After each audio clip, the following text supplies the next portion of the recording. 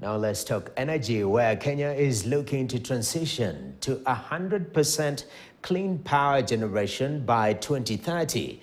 It is against this backdrop that the Green Resilience Electricity System Program for Kenya has been launched in collaboration with the European Union. The program, launched during the IEA 9th Annual Global Conference on Energy Efficiency, will include Europe and Kenya as they are investing up to 36 billion shillings to finance the program, including the contribution of 2.8 billion in grant provided by the European Union.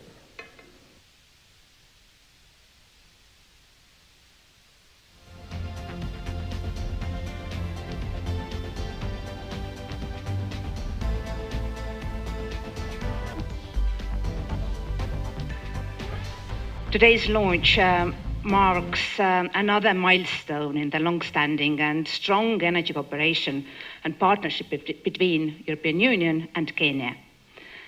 In this partnership, EU recognizes Kenya's leading role in driving the green energy transition, both in regional and global context.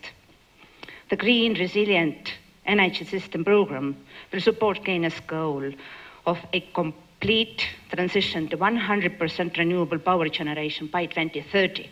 We'll be working more closely with the European Union.